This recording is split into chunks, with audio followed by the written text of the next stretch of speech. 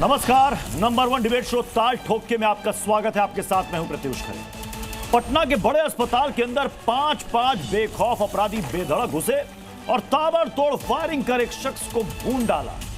Police सिर्फ तमाशबीन बंद देखती रही और मर्डर के बाद सभी अपराधी जिस रास्ते से आए थे उसी रास्ते से बड़े आराम से निकल भी गए। जिसकी हत्या हुई उसका नाम चंदन मिश्रा है और वो पैरोल पर इलाज कराने पटना के पारस अस्पताल में एडमिट हुआ था। बिहार में सिर्फ जुलाई में बीते 17 दिनों में करीब 40 हत्याएं हो चुकी हैं। लेकिन राजधानी के सबसे सुरक्षित कहे जाने वाले पौष इलाके में भी जब गोली चल जाए तो इसका साफ मतलब है कि अपराधियों को अब कानून का कोई डर नहीं है। बिहार में सुशासन की दीवार अब कमजोर हो रही है। हद तो तब हो जाती है जब बरसात के मौसम में एडीजी कहते हैं कि गर्मी के दिनों में ज्यादा क्राइम होता है और खाली बैठे किसानों की वजह से क्राइम हो रहा है। अब एडीजी साहब को कौन समझाए कि मौसम गर्मी का नहीं बल्कि बिहार में अपराधियों की गर्मी छाई हुई है। मौसम बारिश का है और अब खरीफ फसलों की रोपाई भी शुरू हो चुकी है। आषाढ़ के बाद अब सावन का महीना चल रहा है। उधर चुनावी मौसम में नेताओं की मटन और बिरयानी पार्टी का जश्न भी अपने चरम पर है, अलग लेवल पर है। लखीसराय में जेडीयू नेता और केंद्रीय मंत्री ललन सिंह ने मटन पार्टी दी जिस पर आरजेडी ने निशाना साधा। आरजेडी ने कहा कि ये दोहरे चरित्र और जहरीले मंत्र वाले लोग हैं। भला सावन में कोई मटन पार्टी करता है क्या? अब ऐसे में सवाल है कि क्या हिंसा के जरिए सेट हो रहा है बिहार विधानसभा चुनाव का एजेंडा और क्या 20 साल के बाद फिर बिहार चुनाव में छाएगा जंगल राज का मुद्दा? और सबसे बड़ा सवाल कि क्या नीतीश कुमार की कमजोर होती सुशासन की दीवार को बचाए रखने के लिए ललन सिंह सावन में मटन पार्टी कर रहे हैं?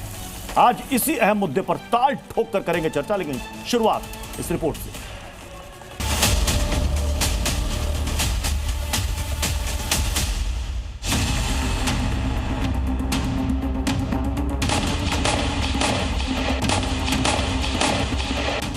जांच तहकीकात होगी और कोई बचेगा नहीं अपराधी। मई जून में ज़्यादा मर्डर होते आई है वर्षों से, क्योंकि ज़्यादातर किसान को कोई काम नहीं रहता है और घटनाएं घटती हैं। घूस करके मारा है तो किसी साधु को नहीं मारा है। आपस में गैंगवार का मामला है, वो लोग तो कहीं भी कुछ कर ले सकते हैं। ये बिहार में हो क्या रहा तो कोई सुरक्षित नहीं रहा। अब हर लोग भय और आतंक के साए में जी रहे हैं। पारस ने अंतिम किल ठोक दिया 9 मर्डर के बाद, इसलिए राष्ट्रपति शासन के अलावा दूसरा कोई डिमांड नहीं। अपराधी लंपट गुंडों को राजनीतिक संरक्षण अगर किसी ने दिया है तो व्यक्ति का नाम है राजनीति में लालू प्रसाद जी।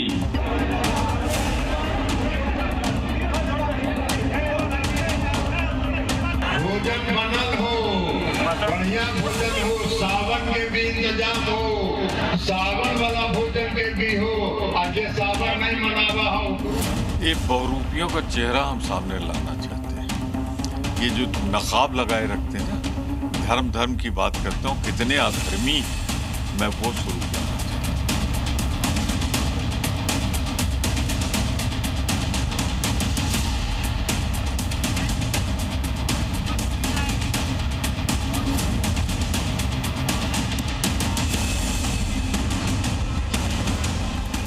अपने मेहमानों से आपको मिलवा देते हैं। हमारे साथ हैं बीजेपी के प्रवक्ता गुरु प्रकाश जी, हमारे साथ हैं वरिष्ठ पत्रकार रामकृपाल सिंह सर, अरविंद मोहन सर हमारे साथ हैं वरिष्ठ पत्रकार, राजेश राठौर हमारे साथ जुड़ रहे हैं, कांग्रेस के प्रवक्ता हैं, हमारे साथ उत्पल बल्लभ जुड़ रहे हैं, आरजेडी के प्रवक्ता, और भी मेहमान हमें ज्वाइन करेंगे। मैं गुरु प्रकाश जी आपके पास आऊं, उससे पहले ये तस्वीर आपने देखी होगी, लेकिन मैं एक बार चाहूंगा कि एक बार तस्वीर पारस हॉस्पिटल की एक बार फिर से दिखाई जाए। ये देखिए गुरु प्रकाश जी, यही वो 5 अपराधी हैं, आराम से उस कमरे के अंदर जा रहे हैं और सामने नजर सीसीटीवी पर भी है।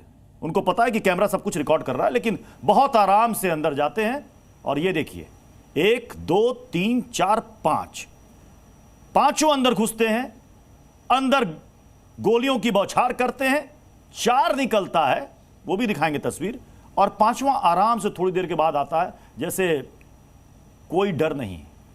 अब यह बताइए कि क्या है ये अस्पताल के अंदर अपराधी सुशासन सरेंडर है क्या? नहीं, देखिए प्रत्युष जी, मैं सुन रहा था आपके प्रारंभिक उद्बोधन को और निश्चित रूप से बहुत दुखद है, बहुत दुर्भाग्यपूर्ण है। इस पे इसका कोई भी डिफेंस करने से पहले परिवार के साथ संवेदना परिवार के साथ सहानुभूति करना बहुत ही आवश्यक है। लेकिन इसके साथ साथ हम ये भी कहना चाहते हैं कि पिछले दिनों जितनी भी घटनाएं हुई हैं, जितनी भी हत्याएं हुई हैं, आप लोग जब ये बताते हैं तो कम से कम इसका एक्शन टेकन रिपोर्ट, क्या एक्शन हुआ है, क्या इंक्वायरी हुआ है, क्या इन्वेस्टिगेशन हुआ है, कितने अरेस्ट हुए हैं, कितने एनकाउंटर्स हुए हैं, ये भी बताने की आवश्यकता है। निश्चित रूप से क्राइम बढ़ रहा है, ये चिंता की बात है, लेकिन सरकार हो, पुलिस का नेतृत्व हो, ऑफिसर्स का नेतृत्व हो, आज पूरे के पूरे सिचुएशन को काफी क्लोजली मॉनिटर हम कर रहे हैं। इसको कहीं से भी सत्ता के संरक्षण से जोड़ के देखना, स्टेट स्पॉन्सर्ड कहना, ऑर्गेनाइज कहना, आपने कहा एक्शन टेकन रिपोर्ट भी ठीक है, पुलिस ने कई मामलों में सफलता पाई है, कई मामलों में पुलिस ने अपराधियों को धर दबोचा है। लेकिन जब बिहार पुलिस के एडीजी कहते हैं कि चूंकि सीजन ऐसा है कि किसान खाली हैं, तो ये जो आए हैं ये पांचों, ये किसान है क्या? इनके हाथ में हल या हसिया है क्या? ये फसल काटने आए थे क्या यहां पर अस्पताल के अंदर? नहीं प्रत्युष जी, आपका सवाल बिल्कुल जायज है, बिल्कुल वाजिब है, मैं इसको गलत नहीं ठहरा रहा हूं। लेकिन एडीजी साहब ने क्यों कहा है, उसका संदर्भ क्या है, उनके पास कोई डेटा है ऐसा कहने के लिए, उनके क्या आर्गुमेंट्स? मैं आपसे पूछ रहा हूं बतौर बीजेपी प्रवक्ता, क्या आपको लगता है, क्या आपको लगता है कि बिहार में किसान जो है वो किसान अपराधी है तो सबसे बड़ा अन्नदाताओं का अपमान है? नहीं, वैसा कहां हम कह रहे हैं, हम ऐसा कहां कह रहे हैं। मैं आपको पुनः बोल रहा हूं कि एडीजी साहब के जो ऑब्जर्वेशंस है, उन ऑब्जर्वेशंस के क्या कारण है, क्या कॉन्टेक्स्ट है, कोई स्टडी है, मुझे नहीं मालूम है। लेकिन ऐसा कहने का निश्चित रूप से कुछ तथ्यात्मक आधार उनका रहा होगा। लेकिन मैं आपको ये बताना चाहता हूं, अपने वाणी को समाप्त करने से पहले, हर एक जितने भी प्रक्रियाएं हुई हैं, जितनी भी दुर्घटनाएं हुई हैं, सभी का तमाम एक्शन लिया गया है, अरेस्ट किया गया है, इंक्वायरी हो रहा है, इन्वेस्टिगेशन हो रहा है। सरकार के लिए, पुलिस के नेतृत्व के लिए, प्रशासन के लिए ये सर्वोच्च प्राथमिकता का विषय है। लेकिन अभी पता है चर्चा क्या चल रही है बिहार में? चर्चा यही चल रही है कि यहां तो एक तरफ फ्री बिजली बांटने की बात हो रही है, यहां तो अपराध फ्री, अपराध के साथ साथ ये गोलियां, बुलेट भी फ्री। इसे कौन सा राज कहेंगे आप? आप लोगों ने कहा कि भाई आरजेडी के समय में जंगल राज था, इसे कौन सा राज कहेंगे? और आपने खुद शुरुआत में, मुझे अच्छी बात लगी गुरु प्रकाश जी, आपकी अच्छी बात यह है कि आपने एडमिट किया अपराध बढ़ रहा है। नहीं प्रत्युष जी, देखिए मैं बता दूं आपको कि जंगल राज की संज्ञा कोई हम लोगों ने नहीं दिया था, हाईकोर्ट ने दिया था। जेडी, हाँ, मैं कोई बीजेपी, जेडीयू या एनडीए ने नहीं दिया था। ये जंगल राज की संज्ञा ये पटना हाईकोर्ट ने दिया था, एक संदर्भ में दिया था। जब गांव के गांव जातीय नरसंहार में मारे जा रहे थे, जब सीएम हाउस में शादी होती थी, गाड़ी के शोरूम खाली करवा लिए जाते थे, ज्वेलरी के शोरूम खाली करवा लिए जाते थे। और अच्छा कि आपने बात की है, आज भी एनसीआरबी का आंकड़ा ये स्पष्ट रूप से कहता है कि प्रति लाख जो क्राइम्स हैं, जो पर कैपिटा क्राइम है, वो 2005 के पहले और आज में जमीन आसमान का अंतर है। जो 4 मर्डर प्रति लाख होते थे 2005 के पहले, वो आंकड़ा 2 के नीचे गया है। तो स्टेट स्पॉन्सर्ड क्राइम का दौर हमने देखा है प्रत्युष जी। शिल्पी जैन हत्याकांड हो, चंपा बिस्वास हो, किसले हो, ये नाम आज भी हमारे आत्मा को झकझोर देते हैं। गांव के गांव हत्या, गांव के गांव नरसंहार हो जाता था और तब उसके बाद सीएम हाउस में जू तक नहीं रहता था। पत्रकारों की हत्या, पत्रकारों का अपहरण, फिरौती और सबके तार कहां जुड़ते थे? सीएम हाउस में जुड़ते थे। आज कम से कम हम पूरे आत्मविश्वास के साथ ये कहना चाहते हैं कि कहीं से भी ये ना स्टेट स्पॉन्सर्ड है, स्टेट प्रमोटेड है या स्टेट प्रोटेक्टेड है। अभी कुछ दिनों पहले तेजस्वी यादव जी क्या नारा लगाए थे? शहाबुद्दीन जी जिंदाबाद, तस्लीमुद्दीन जी जिंदाबाद। तो आज कम से कम उनको भी जवाब देना चाहिए। हम एक्सेप्ट कर रहे हैं अकाउंटेबिलिटी तय हो, हम एक्सेप्ट कर रहे हैं एक्शन हो, लेकिन उसके साथ साथ ये कहीं से भी ऑर्गेनाइज्ड क्राइम नहीं है, स्टेट स्पॉन्सर्ड क्राइम नहीं है, स्टेट प्रोटेक्टेड क्राइम नहीं है। सख्त से सख्त कार्रवाई होगी और एक नजीर पेश करने का काम किया जाएगा। उत्पल बल्लभ जी का रुख कर रहा हूं। उत्पल बल्लभ जी, इन तस्वीरों पर आप क्या कहिएगा और बिहार में बढ़ते अपराध पर क्या कहिएगा? उत्पल बल्लभ जी, आवाज आ रही है? देखिए, नित्य हत्याएं हो रही है और सरकार सो रही है। नीतीश कुमार जी अचेत अवस्था में है और इनके भूंजा पार्टी के लोग और आरएसएस और भाजपा के द्वारा डिप्यूटेड अधिकारी और नेता जो है यहाँ बिहार को लूटने में लगे हैं। इनको लॉ एंड ऑर्डर से कुछ लेना देना है, क्योंकि गृह मंत्री मुख्यमंत्री के अधीन है, गृह विभाग, और मुख्यमंत्री बीमार है, अचेत अवस्था में है।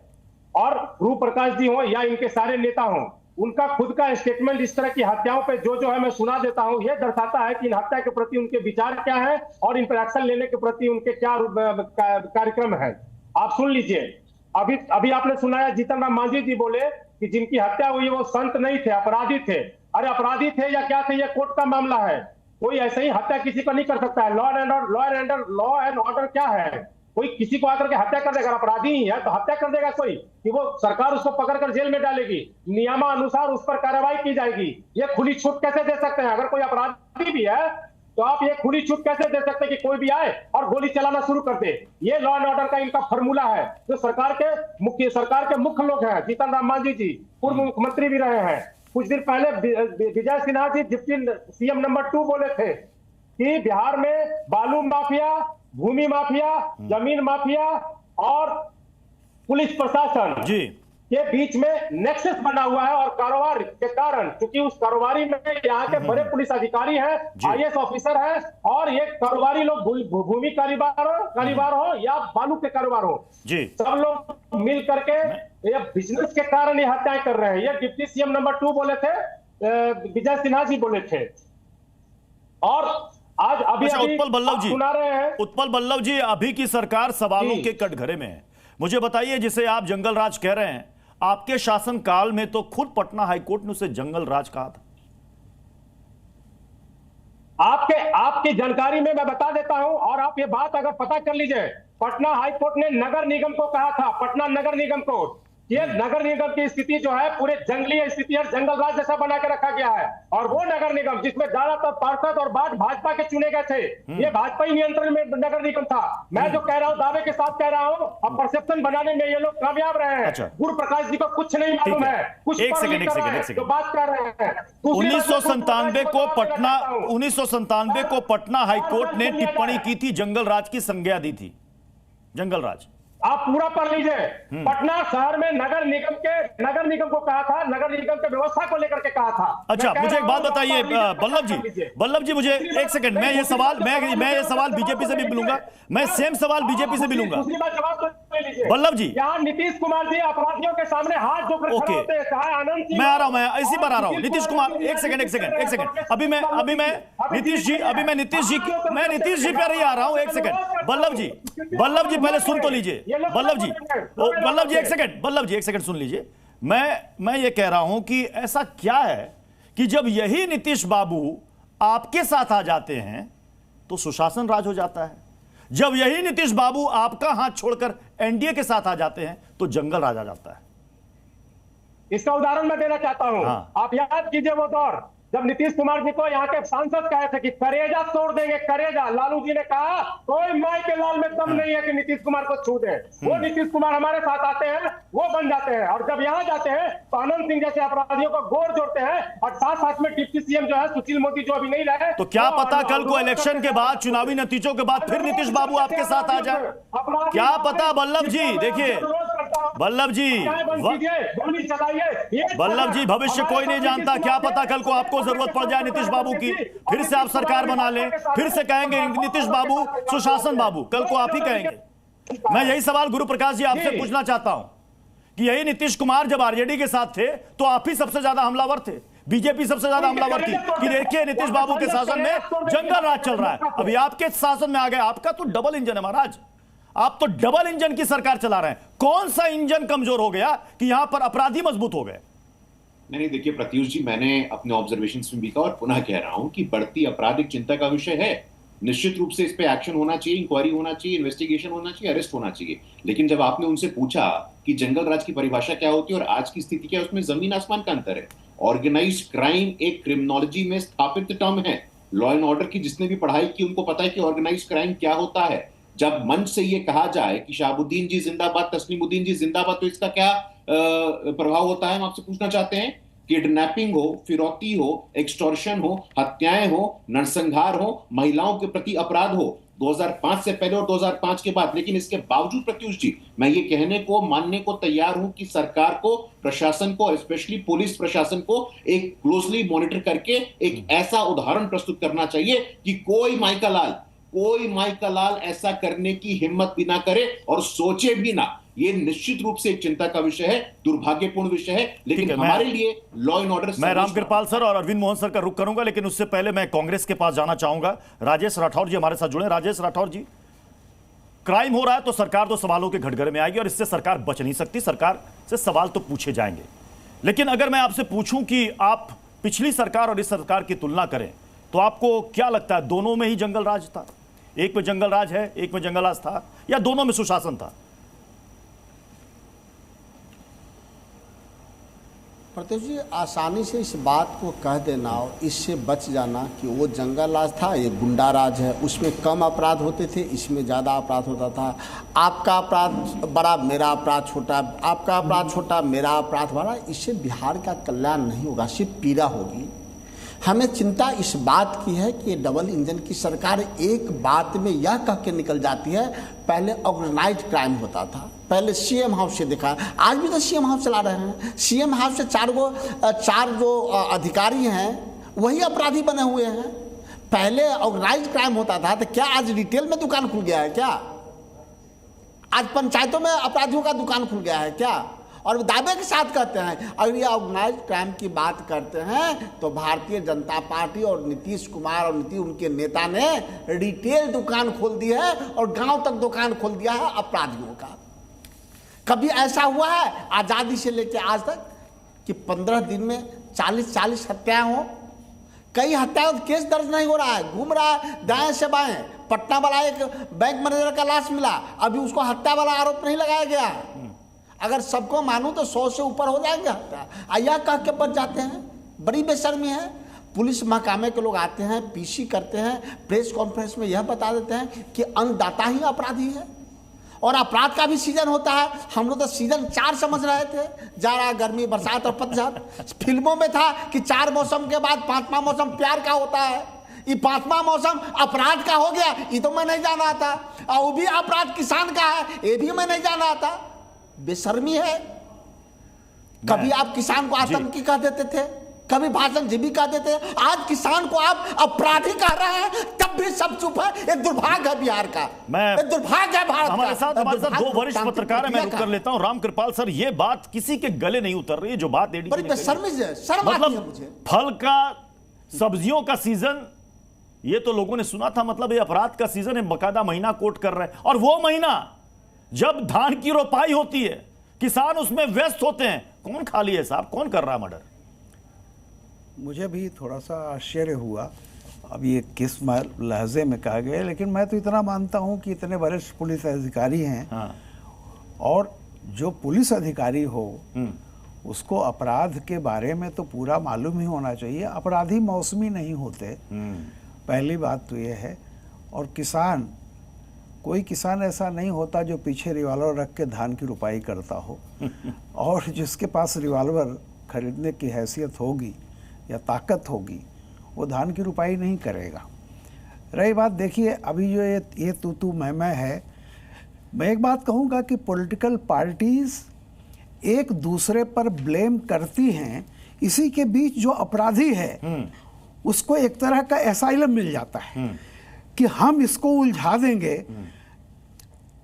तो एक तरह से वो ये व्यवस्था चलती रहती है कि हम एक दूसरे से सेटल करने में, और जो फोकस होना चाहिए था, चाहे किसी की भी शासन व्यवस्था रही हो, ये बात तो सही है कि ऐसा कुछ नहीं है कि लालू यादव के ज़माने में, ये तो पूरा देश नहीं दुनिया जानती है क्या कहा जाता था।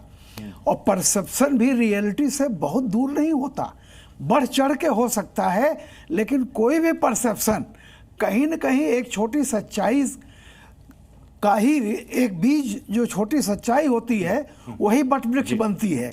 तो जो बिहार की हालत रही है पहले, ये तो इसमें फिल्में बन चुकी हैं जहां थानों में बैठ करके अपहरण का मामले सुलझाए जाते थे, यह है। तो कुल मिलाकर के एक बात तो तय है कि पुलिस का खौफ न लालू के जमाने में चोरों और अपराधियों के मन में था, ना वो आज है।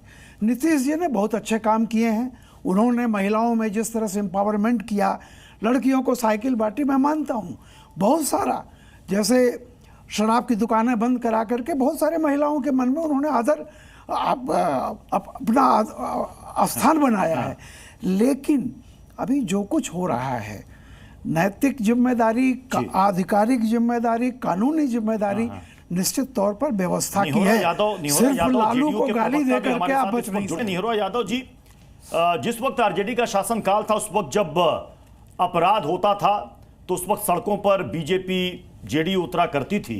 राष्ट्रपति शासन की मांग होती थी, अब वही मांग अब यहां से होने लगी है। अभी क्या कहिएगा आप इस शासन को?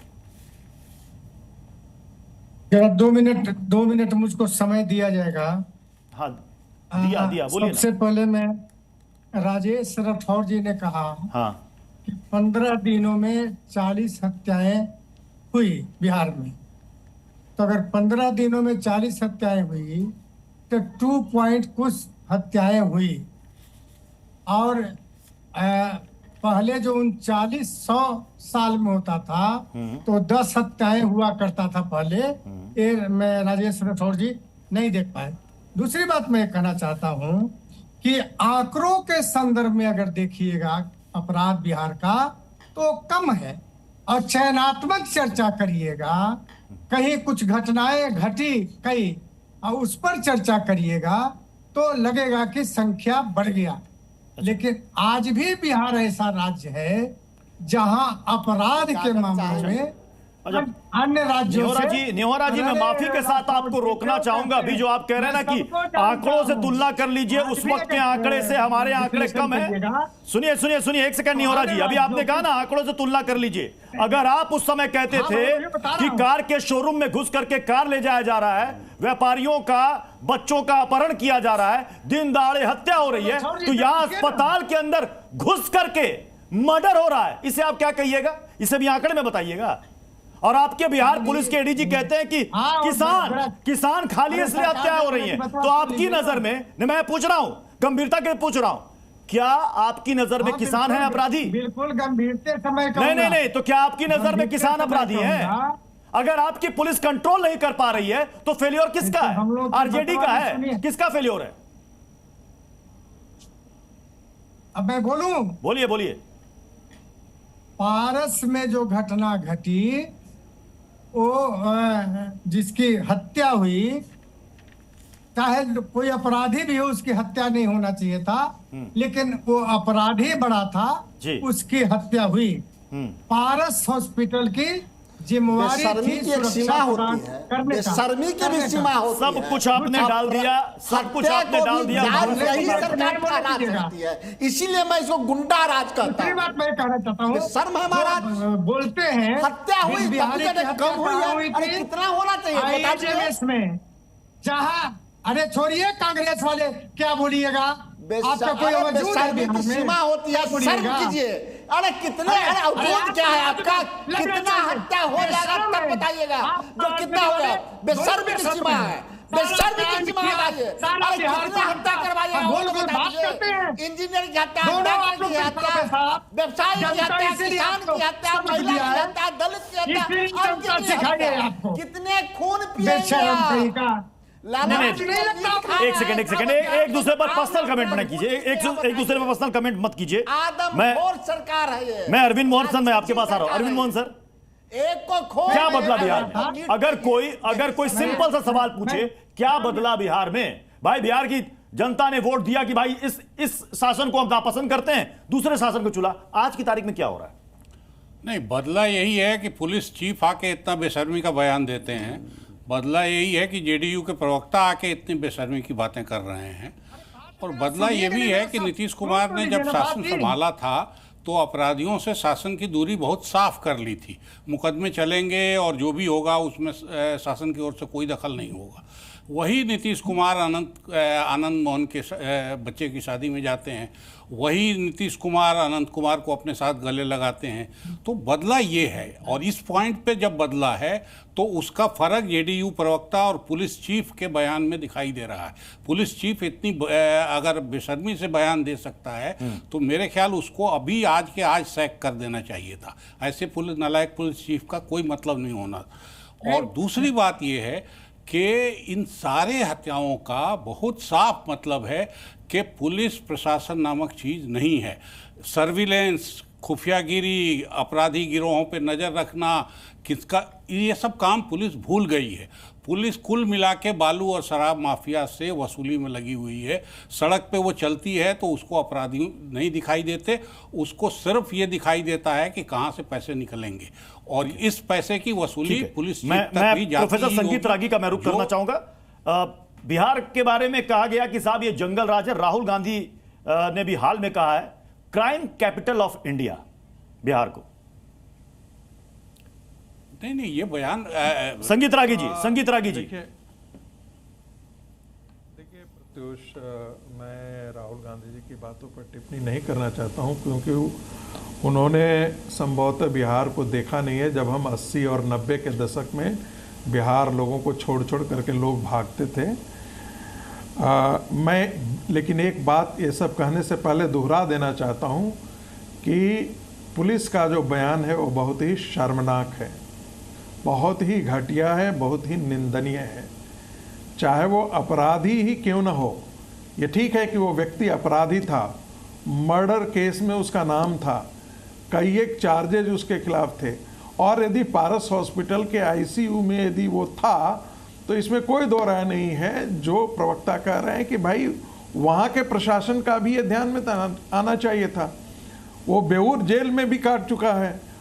ऐसी स्थिति में पारस हॉस्पिटल की जिम्मेदारी बनती थी कि एक्स्ट्रा वहाँ पर व्यवस्था कराती, नहीं कराई। कैसे चूकी, आईसीयू में जा कर के 4 आदमी गोली मार के आ जाते हैं। ये बहुत ही घटिया, बहुत ही निंदनीय काम हुआ है। और उससे ज़्यादा निंदनीय जो है वो पुलिस का बयान है। लेकिन इसी आधार पर आकलन कर देना, लालू राज के आकलन कर देना और नीतीश राज के आकलन कर देना बड़ी बेमानी होगी। ये वो बेमानी है जिसे लोग बिहार के बारे में नहीं जानते हैं, या लालू के गुंडागर्दी, उसके जंगल राज को छुपाना चाहते हैं आज में भी, क्योंकि वो मोदी हेट और नीतीश हेट की बीमारी से पीड़ित हैं। एक परसेप्शन हुआ करता था बिहार में 8 बजे के बाद कोई दूसरे क्षेत्र में, शहर में जा नहीं सकता था। हम पटना में घूमना तो छोड़ दी, पटना में घूम नहीं सकते थे।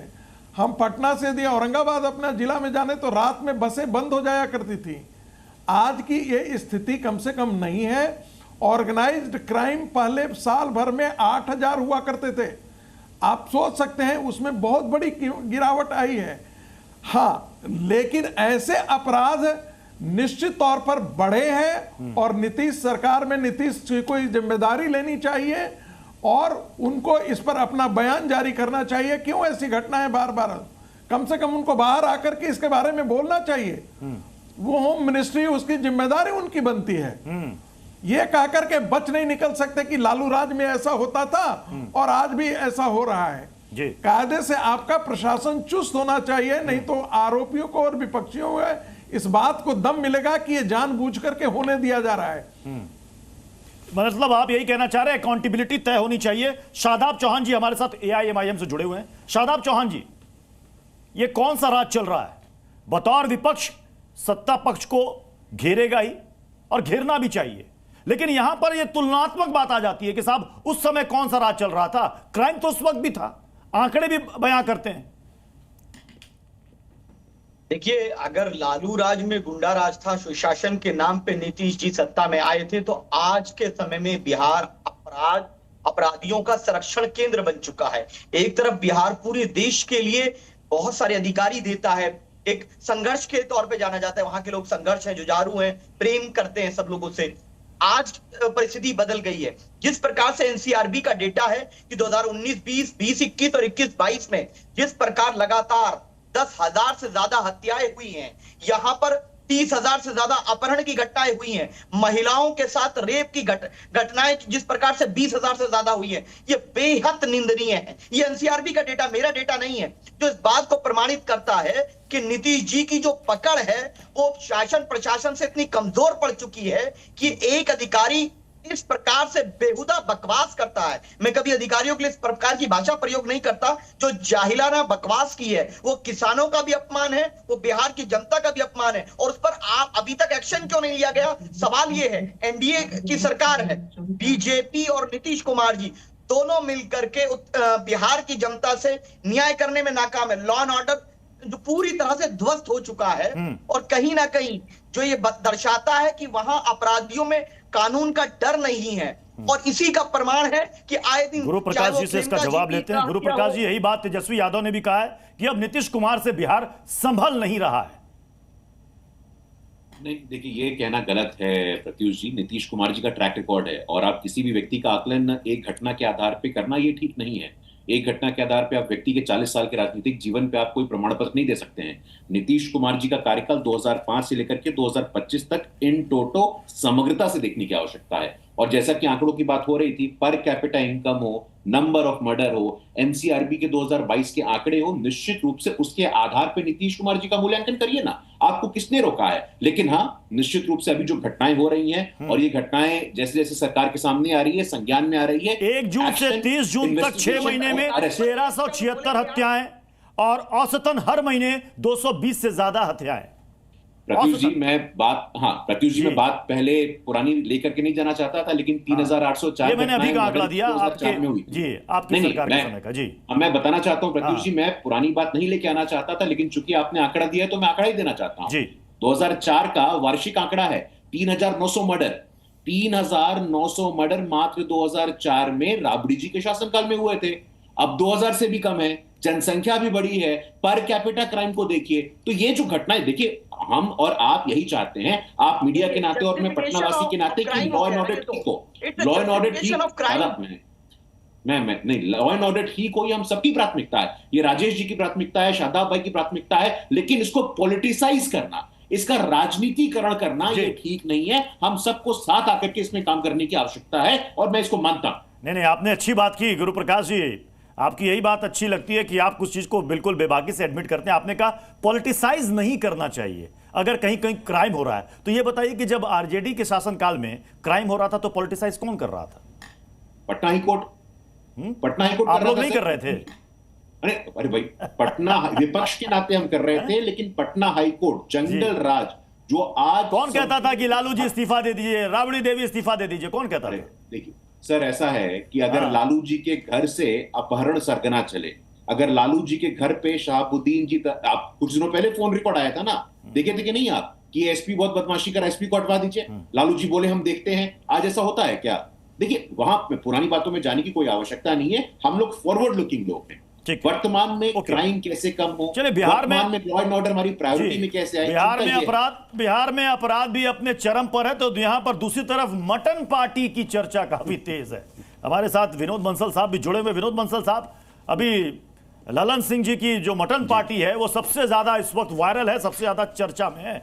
क्या कहिएगा, सावन मास में ये मांस, सावन मास में ये मांस, ये सही है, ठीक है? प्रत्युष जी, सबसे पहले तो मैं आपकी जो डिबेट पहले चल रही थी उसी पर थोड़ा सा जवाब दे दूं, मेरा इंटरवेंशन नहीं था उसमें। मैं कहना चाहता हूं जो क्राइम कैपिटल की बात जो हो रही है, इसमें थोड़ा सा मुझे लगता है सारे डिस्कशन में एक बड़ा इंपॉर्टेंट मुद्दा छूट गया। वो था कि बॉर्डर डिस्ट्रिक्ट वार। आखिरकार बिहार के जितने भी बॉर्डर डिस्ट्रिक्ट्स हैं, चाहे अररिया, कटिहार, पूर्णिया और किशनगंज, दरभंगा, ये सब सारे जितने भी बॉर्डर डिस्ट्रिक्ट्स हैं, उन बॉर्डर डिस्ट्रिक्ट में जहाँ जहाँ मुस्लिम पॉपुलेशन ज़्यादा है वहाँ क्राइम रेट भी ज़्यादा है। इसको सारे पॉलिटिकल पार्टी पचा गए लगता है मेरे को। इसको समझ नहीं पाए आखिरकार इसके पीछे कारण क्या है। क्राइम जो है ना, अगर आप क्राइम का रिकॉर्ड डाटा उठाओगे तो मैं एक बात बताना चाहता हूं आपको कि पिछले 15-20 सालों के अंदर जितने भी बम विस्फोट की घटनाएं बिहार के अंदर हुई हैं, उसमें सर्वाधिक घटनाएं मदरसों और मस्जिदों के अंदर हुई हैं। ये फैक्ट ऑन रिकॉर्ड है। और कमाल की बात है, सरकार किसी की भी थी, सरकार किसी भी की, मैं किसी एक पॉलिटिकल पार्टी को इल्जाम नहीं लगाना चाहता, लेकिन सरकार किसी की भी थी, सबने मिलकर के उन इस्लामिक जिहादी फोर्सेस को बचाया जो बाकायदा उस मदरसे के अंदर बम मैंने मटन पर सवाल पूछा था, मैंने मटन पर सवाल पूछा था।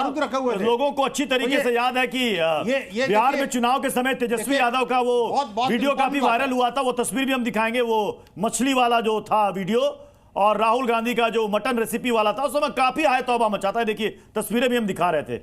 अभी ललन सिंह ने एक पार्टी दी है, मटन पार्टी, उसकी तस्वीर भी हम दिखा रहे हैं। क्या कहिएगा विनोद जी, वो गलत था या ये गलत है, वो सही था ये गलत है, क्या है ये?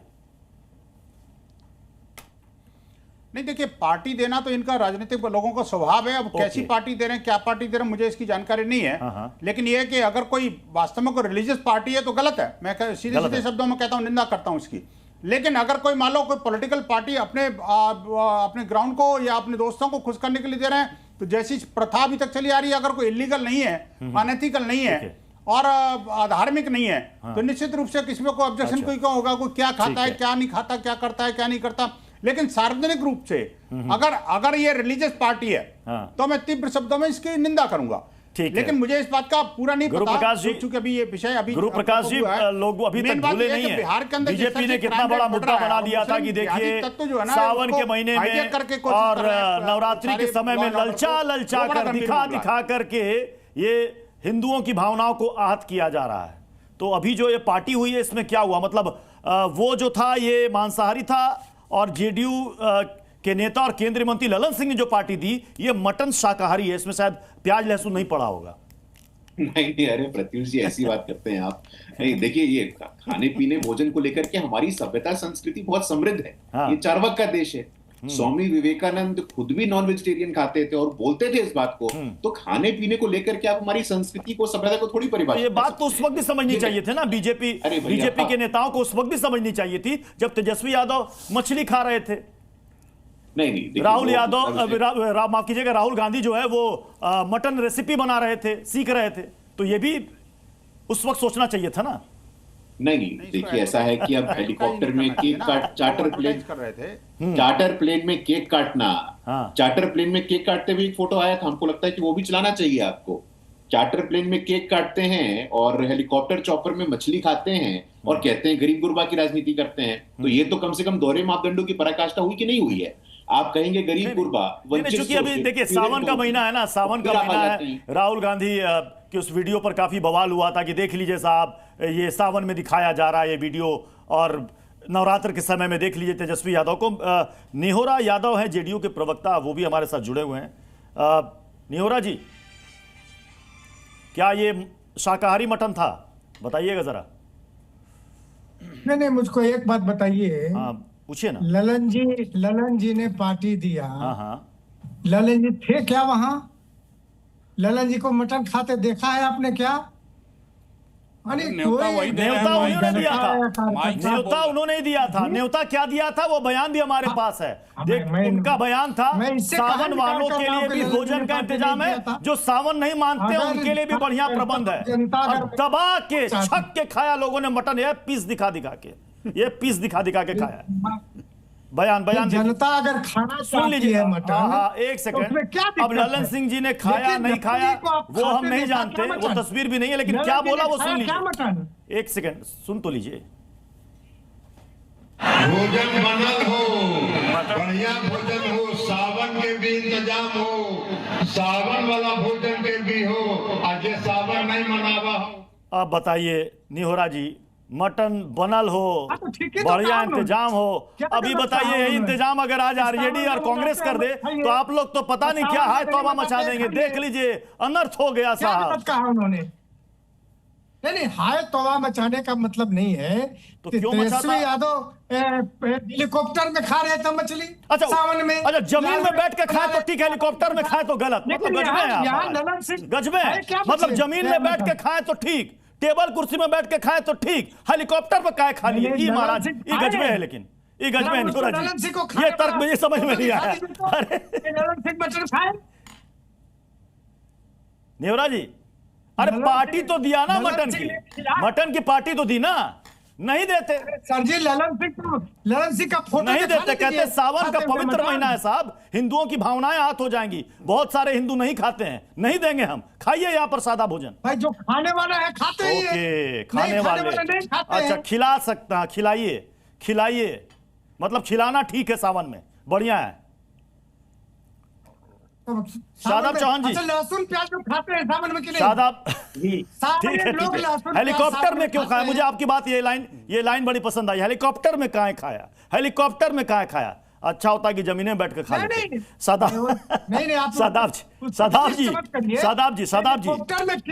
जी, क्या ये मुद्दा होना चाहिए? क्या जो मुद्दा पहले उठा 2024 के चुनाव में और आज उठ रहा है, क्या ये होना चाहिए? क्या मैं इसलिए पूछ रहा हूं कि क्या मटन खाकर बिहार का वोटर दबाएगा ईवीएम का बटन?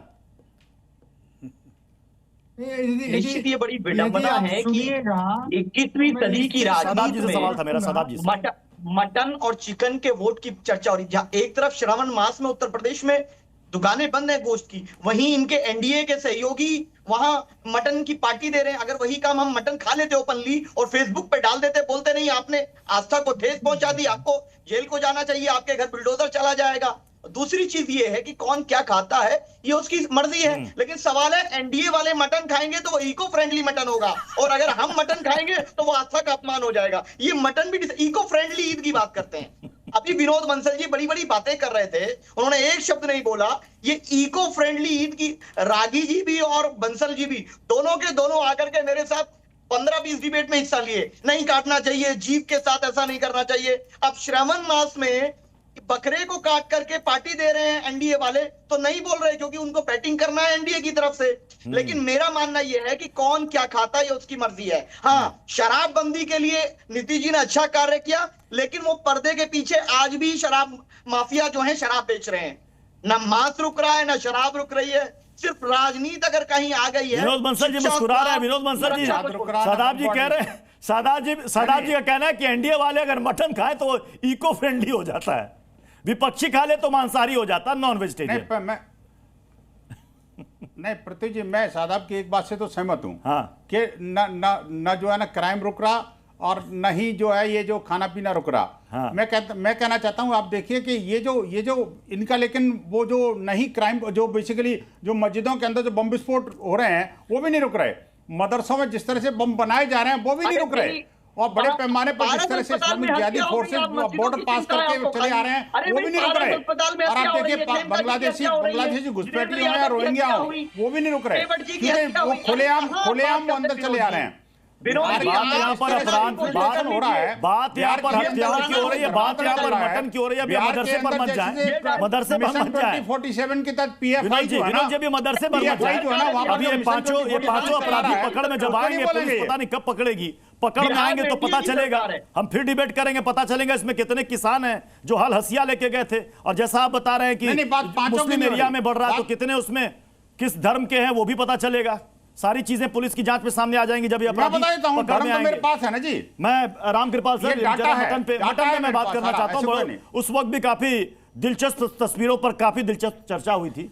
ये बिहार या नॉर्थ बिहार में तो बहुत आम बात है भाई, नेताओं के द्वारा पार्टियों का आयोजन होता है, सभी पार्टियां करती हैं, तो इसको लेकर इतना है तौबा। और साहब सावन में तो लोग नहीं खाता, कितने लोग सावन में खाते हैं महाराज, कई लोग खाते हैं, तभी तो ललन सिंह जी ने पार्टी दी कि भाई जो सावन मानता है उनके लिए अलग व्यवस्था, जो नहीं मानता है इधर। देखिए, मैंने कहा ना कि वोट की राजनीति है। इसमें क्या होता है, एक जैसे हमारे यहाँ कहावत है ना कि जब किसी का ऊंट हरा जाता है तो गगरी में भी ढूंढता है। तो वोट आजकल इतनी प्रीसियस कमोडिटी हो गई है कि वो किस बहाने मिल जाए, कहाँ से मिल जाए, किस मुद्दे पर मिल जाए। वरना देखिए कौन खाता है सबको पता है, चाहे उत्तर प्रदेश हो चाहे बिहार हो। लेकिन सवाल यह है कि जब तेजस्वी खा रहे थे तो उस समय आपने एक गलती कर दी थी, आज वही गलती करने का हक तेजस्वी की पार्टी को मिल रहा है। तो कहीं ना कहीं एक बात तो मानिए कि इन सब मुद्दों पर जो भी कोई गेन करना चाहेगा ना, जनता जानती है कि वो माइनस वो मार्किंग करती है।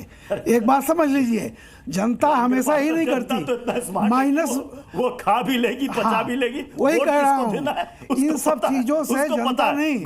तो एक जैसे आईएएस में पहले होता था ना, माइनस मार्किंग होती थी कि अगर आपने, तो कृपया पॉलिटिकल पार्टी समझना चाहिए कि गलत मुद्दे पर मत टकराओ, ये कोई मुद्दा ही नहीं है। प्रकाश जी, जब कांवड़ पर, चाहे वो यूपी हो, उत्तराखंड हो, कई जगहों पर तो बकायदा प्याज लहसुन तक बंद है कई ढाबों पर।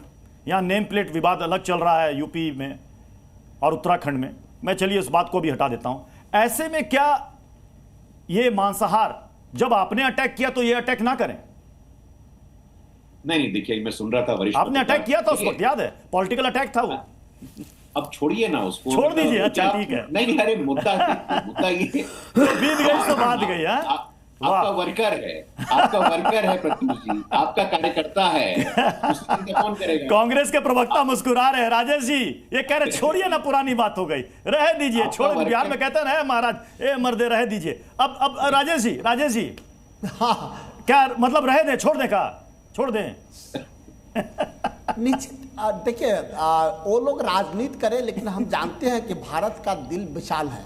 भारत में खाने पीने पर पाबंदी कभी नहीं रही है। सावन मास हो, दुर्गा पूजा हो, होली हो, छठ हो, दिवाली हो, कभी खाने पे किसी की कोई पाबंदी नहीं। कब मीट खाना है, कब फल खाना है, कभी शाकाहारी खाना है। ये बात सावन महीना है, खूब ललन जी खाएं, रोज खाएं। गिरिराज सिंह खाते हैं, खूब खाएं, रोज खाएं, सुबह शाम खाएं। हमारा आपत्ति उस पर नहीं, आपत्ति इस बात पे आती है कि जब इसी सावन मास में राहुल गांधी जी मीट बनाते हैं तब विवादों में आते हैं भारतीय जनता पार्टी का, और भारतीय जनता पार्टी के एक एक नेता लगातार टिप्पणी उस पर करते रहते हैं। हम तो कोई टिप्पणी नहीं किया, हम डिबेट में बैठे हैं। जब नवरात्रा का वक्त होता है, मुकेश सहनी जी समाज चाहते हैं उसमें मछली की परंपरा है, मछली खाने की बात आती है तो ट्रोल करते हैं भारतीय जनता पार्टी के लोग। विषय इस बात का है कि सावन में जब खा रहे हैं तो चर्चा हो रही है ना। हम तो कहते हैं कि रोज खाइए, लेकिन चर्चा की परंपरा की शुरुआत किसने की? ये भारतीय जनता पार्टी और जेडीयू ने कि हम इस पे आ रहे हैं। हम याद दिलाना चाहते हैं प्रदीप जी कि जब ललन सिंह इससे पहले भी अपने इलाके में मेरे साथ थे तो एक बड़ा मटन पार्टी किए थे। उस समय विजय सिन्हा जी विपक्ष में थे। विजय सिन्हा जी का ऑफिशियल बयान है, टीवी और चैनल पर बयान है, मीडिया में बयान है कि ललन सिंह के पार्टी जिस दिन मटन पार्टी हुआ उसके बाद मुंगेर और लखीसराय से लेके सूरजगढ़ा तक के कुत्ता खट गया, कुत्ता सब खत्म हो गया कि ललन सिंह के पार्टी में खाली कुत्ता का मीट बना था। तो आज भी सिन्हा से पूछिए ना डिप्टी सीएम है कि ललन सिंह के पार्टी में मीट था या कुत्ता का मीट था। इतनी अच्छी बात तो वही कर सकते हैं, मैं नहीं कर सकता। मैं कहता हूँ जो मटन था, लेकिन विजय सिन्हा कुत्ता के मीट कहे थे और उन्हें कहा था कि मुंगेर से लेके लखीसराय से लेके सूरजगढ़ा तक का कुत्ता आपको नहीं कहना चाहिए, सब कुत्ता पिला गया था। ये मैं नहीं कहा था। नहीं, मटन तक ही सीमित रहे, उतना ठीक है, मटन तक ही सीमित रहे। अरे मैं क्या कह रहा हूँ, महानुभाव मैं नहीं बोला हूँ, विजय सिन्हा जी बोले थे। मैं संगीत रागी जी अभी गुरु प्रकाश जी ने कहा कि रहने दीजिए, जो बात बीत गई, अब उस बात को छेड़ना ठीक नहीं। और उन्होंने एक बात कही कि भाई खाने पीने का विषय इंसान का अपना निजी विषय है। अगर यह बात निजी विषय है तो फिर उस वक्त इसे तूल क्यों दिया गया था? देखिए, दो बातें मैं जिक्र करना चाहता हूं। जो उत्तर प्रदेश में मीट मटन बैन का मामला आया वो कांवड़ के रास्ते के लिए मीट मटन बैन का है। हर जगह ये मीट मटन बैन नहीं है, इसको ध्यान में रखना चाहिए। एक दूसरी बात, एक कहा जाता है ना कि जब विपरीत स्थितियां होने को आती है ना तो सरस्वती मति फेर देती है। जब आप वाकई जब आप क्रिटिसाइज कर रहे थे तेजस्वी को और स्वयं आज ओपनली यदि आप इस प्रकार का करें तो मैं फिर भी ये दोहराना चाहता हूं कि बिहार में भी सारे लोग इस मान्यता के साथ नहीं खड़े होते हैं कि सावन के महीने में मटन नहीं खाए, लेकिन बिहार की मेजॉरिटी जनता यही करती है कि मटन नहीं खाती है। आप देखेंगे कि नवरात्रा में मिथिला के अंदर जो है वो मटन बनता ही है। शिवरात्रि के समय जो है यदि आप कश्मीर में चले जाएं तो मटन बनता ही है। भारत की एक शाक्त परंपरा है जिसमें ये सब चीजें वैध हैं, वो करते हैं। अभी जो मुद्दा आया था कि हाँ, आपने यदि सावन का मुद्दा बना करके यदि तेजस्वी को किया है तो उनको भी आप पर अटैक करने का अधिकार है। और जब आप सार्वजनिक जीवन में रह रहे हैं, ये ललन सिंह जी के लिए है कि जब आप सार्वजनिक जीवन में रह रहे हैं तो कम से कम आपको इन संवेदनाओं के प्रति ज्यादा संवेदनशील होनी चाहिए, ज्यादा आपको ध्यान रखना चाहिए। या तो आप उस समय अटैक राजनीतिक नहीं करते, नहीं तो इस राजनीतिक अटैक को आप झेलने के भी ताकत रखिए। इतने कंफ्यूजन के साथ क्यों? नहीं, मैं अरविंद मोहन सर, मतलब क्या टाइमिंग गलत हो गई क्या? क्योंकि ललन सिंह अपने चुनाव क्षेत्र में वो मटन खिलाने के लिए काफी फेमस है। इस बार टाइमिंग कुछ गड़बड़ा गई लग रहा है। नहीं, ललन सिंह ठीक कर रहे हैं, तेजस्वी ठीक कर रहे थे। जो आलोचना खाने की और पर्सनल पसंद की चीज़ों की कर रहे थे वो गलत कर रहे थे, और उनको हिंदुस्तान ठीक से मालूम नहीं है। 86% लोग इस देश में नॉनवेज खाने वाले हैं कि अगर उनको मिले तो खाएंगे। तो अगर 86% लोग, मैं अपने गांव की कह सकता हूं बहुत अनुभव से, इतना बाल पका कि सावनी पूजा सप्तमी को होगा, अगले सप्तमी को, और कम से कम भी तो हमारे माई स्थान पे 50 बकरों की बलि होगी और वो सब मीट बांट के गांव भर में खाया जाएगा। और सब कमज़ोर लोग ज़्यादा करते हैं, और अक्सर ये होता है कि 5-5 लोग एक बकरा खरीदते हैं। एक बकरे में फिर मीट का हिस्सा लगाएंगे। ठीक है, अगर इस तरह के प्रसाद मान के उसको खाने की है उस मुल्क में ये वेज नॉन वेज का मुद्दा उठाना, मुझे लगता है ये गलत है। आरजेडी के प्रवक्ता बल्लभ जी भी हमारे साथ दोबारा जुड़ गए, क्योंकि बिहार पर ही चर्चा हो रही है, अपराध पर और मटन पर दिलचस्प चर्चा हो गई, तो जरा मैं थोड़ा सा चुनाव पर भी करना चाहूंगा। पहले से मुस्कुराने लगे बल्लभ जी, अभी ये बताइए कि नीतीश बाबू तो आपके लिए इस वक्त जंगल राज वाले सीएम हैं, कल को जरूरत पड़ी तो आपके साथ आने के बाद क्या हो जाएंगे वो सुशासन राज वाले सीएम, या फिर वैकेंसी खाली नहीं है, तेजस्वी यादव सीएम बने? जी, बिहार के राजनीति में नीतीश कुमार जी की प्रासंगिकता जो है वो खत्म हो गई है, और ये टेंशन भाजपा का बहुत बड़ी टेंशन है, क्योंकि भाजपा बिना नीतीश कुमार जी की यहाँ कुछ नहीं है, जीरो। मैं कह दूं जीरो मतलब जीरो। नीतीश कुमार जी के चेहरे पे ही भाजपा यहाँ चुनाव लड़ रही है, और नीतीश कुमार जी की प्रासंगिकता ही खत्म हो चुकी है। नीतीश कुमार जी अक्षिप्त अवस्था में है, इनको कोई चीज की जानकारी नहीं है, कोई स्टेटमेंट नहीं है। बिहार में इतने अपराध बढ़े हुए हैं, और कहीं मंच पे वो जाते हैं तो उनके जो भाषण है, मैं खुद परेशान हूँ। वही नीतीश कुमार जी हैं, किसी भी मुद्दे को बड़ी गंभीरता से अब अपने भाषणों में रखते थे। अभी देखिए वो, चलिए आप कह रहे हैं कि नीतीश कुमार की प्रासंगिकता बिहार की सियासत में नहीं बची है, जरूरत पड़ेगी तब भी आप साथ नहीं लेंगे? एक लाइन। जी नहीं, नीतीश कुमार जी की प्रासंगिकता समाप्त हो चुकी है। मैंने पूछा साथ लेंगे कि नहीं लेंगे। गुरु प्रकाश जी कुछ कहना चाहते हैं? भाजपा की बहुत बड़ी परेशानी है, मैं बता दूं, भाजपा इससे परेशान है। गुरु प्रकाश जी, 2024 में प्रत्युष जी जो लोकसभा चुनाव निकले हैं, जो रिसेंट चुनाव निकले हैं, इनसे पूछिए विधानसभा में हमारी कितनी बढ़त थी? 150 से अधिक विधानसभाओं में एनडीए की बढ़त थी। पिछले 4 चुनाव उठा करके देख लीजिए, बीजेपी जेडीयू का गठबंधन को ही बिहार का विधानसभा चुनाव के पैटर्न जो अलग होता है, गुरु प्रकाश जी आपके बीच में नहीं बोल रहा था विधानसभा चुनाव का भी जरा थोड़ा लीजिए ना। बल्लभ जी एक एक करके बोले, आपके बीच में नहीं टोक रहे थे गुरु प्रकाश जी। हाँ नहीं सर, देखिए मुद्दे पे बात हो, और ये डिबेट बड़ा अच्छा मंच है हम लोग को अपनी बात रखने का। मैं बताना चाहता हूं आपको, देखिए बिहार से आरजेडी का अस्तित्व इस चुनाव के बाद समाप्त हो जाएगा, ये लिख करके देने को मैं तैयार। बड़ी बात आप कह रहे हैं। सावन में बहुत बड़ा बम फूटने वाला है, सावन में बहुत बड़ा बम फूटने वाला है, और मुझे लगता है कि आरजेडी के लोगों को इस बात की मानसिक रूप से तैयारी कर लेनी चाहिए। एक अस्तित्ववादी संकट आरजेडी के ऊपर मंडरा रहा है। जिस प्रकार जो चीजें तेजस्वी तेज प्रताप जी की हो रही हैं, ये पूरे बिहार को मालूम है। इसीलिए तेजस्वी जी हो, लालू जी हो, हमारी पूरी शुभकामना और हमारी पूरी संवेदना आपके साथ है। आपने बिहार के लिए तो कभी कुछ किया नहीं, और आज आप बड़ी बड़ी बातें कर रहे हैं। बिहार के 14 करोड़ लोगों को पता है, बिजली हो, इंफ्रास्ट्रक्चर हो, लॉ एंड ऑर्डर हो, कनेक्टिविटी हो, जॉब क्रिएशन हो, हर फ्रंट पे, हर मोर्चे पे नीतीश कुमार जी और एनडीए की सामूहिकता ने, हमारी एनडीए की सरकार ने बिहार को आगे ले जाने का काम किया है। और इस बार भी प्रत्युष जी हम आश्वस्त हैं और आशान्वित हैं कि इस बार के विधानसभा चुनावों में एनडीए 2/3 बहुमत से आएगी। और पुनः आप जब कहते हैं ना कि इस बार भी हम आश्वस्त हैं, जब आप कहते हैं ना कि इस बार भी हम जीत के प्रति आश्वस्त हैं, तो ये विपक्षी कहते हैं हाँ बिल्कुल आश्वस्त होंगे, क्योंकि वोट चुरा रहे हैं आप। कौन सा मुद्दा कहां ले आते हैं आप लोग? अरे भाई, ये एसआईआर एक संवैधानिक मुद्दा है, अनुच्छेद 324, 325, 326 के अंतर्गत हो रहा है। कर्नाटक में हुआ था, हम लोग जीत गए क्या? बंगाल में हुआ था, हम लोग जीत गए क्या? वोटर लिस्ट बड़ा मुद्दा बना हुआ है, वोटर लिस्ट बड़ा मुद्दा बना हुआ है। कर्नाटक टीवी से लेकर, अखबार से लेकर, सोशल मीडिया, हर जगह मुद्दा बना हुआ है। मुद्दा बनाने दीजिए इनको। अपना पराजय स्पष्ट दिख रहा है, तो पराजय की पटकथा लिख रहे हैं। कल को हार का ठीकरा कहीं तो फोड़ना है ना। मैं राजेश राठौर जी, इसी सवाल पर मैं वोटर लिस्ट पर ही पूछता हूं।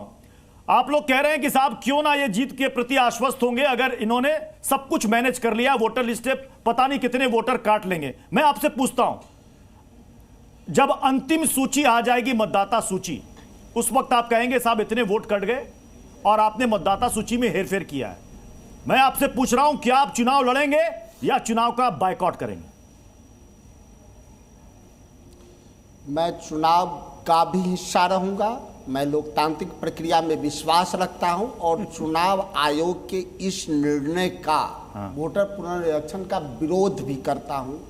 चूंकि चुनाव आयोग ने ही बिहार चुनाव से पूर्व और लोकसभा चुनाव के बाद 24 नवंबर से लेकर 6 जनवरी तक जो वोटर सूची को सत्यापन किया और 6 जनवरी को प्रकाशित किया, वो मैंने नहीं किया था, चुनाव आयोग ने ही किया था। और चुनाव आयोग ने उसमें 10 लाख नए नाम जोड़े थे और 4 लाख पुराने नाम काटे थे। अब उनको लगता है कि ठीक पुनर्निरीक्षण होना चाहिए। मुझे टाइमिंग पे है, क्या इस टाइमिंग के अंदर आप कर पाएंगे? मुझे प्रक्रिया पर सवाल रहता है। क्या आप पावती किसी को रिसीविंग देते हैं? जो घर पे नहीं है उसका वोटर लिस्ट से नाम रहेगा या कटेगा, ये चिंता है। इसमें सर्वाधिक संख्या है दलितों का, आदिवासियों का, पिछड़ों का, गरीबों का, जो पलायन किए हुए लोग हैं। मुझे चिंता इस बात के चुनाव आयोग अपना काम करे, कहाँ दिक्कत है, लेकिन चुनाव आयोग इंस्ट्रूमेंट भारतीय जनता पार्टी के न बने, मेरा ये अनुरोध था और मैं ये विरोध करता रहूंगा। मैं एक बड़े पत्रकार में नाम लूं या न लूं, आप समझ गए कि बेगूसराय से लेकर फुलबाड़ी तक किस प्रकार के दिखाया है, किस प्रकार से गड़बड़ी बीएलओ कर रहा है। वहाँ वोट को छाटना, वोट को रखना, किसी प्रकार की पावती नहीं, स्वतः को भरना। आप कह रहे हैं कि जो भी मतदाता सूची फाइनल होकर के सामने आएगी, आप उसी मतदाता सूची के साथ आगे जाएंगे और चुनाव लड़ेंगे, और नतीजे अगर आपके पक्ष में नहीं आएंगे तो आप ये भी कहेंगे कि देखिए धांधली हुई है, और अगर आपके पक्ष में आ जाएंगे फिर क्या कहेंगे? आखिरी कमेंट। नतीजा पक्ष में देखिए, महाराष्ट्र वाली गलती तो यहाँ दोहराने नहीं देंगे। महाराष्ट्र वाली चोरी हमको बाद में पकड़ी, मतलब नतीजे जब आपके पक्ष में आ जाएंगे तब कहिएगा कि एकदम सही फेयर इलेक्शन हुआ है। कर रहे हैं। ठीक है, चलिए सर, अब समय इजाजत दे रहा है, इसलिए इस बहस को यहीं पर समाप्त करना पड़ेगा। बहुत बहुत शुक्रिया आप सभी मेहमानों को हमारे साथ ताल ठोक कर जुड़ने के लिए।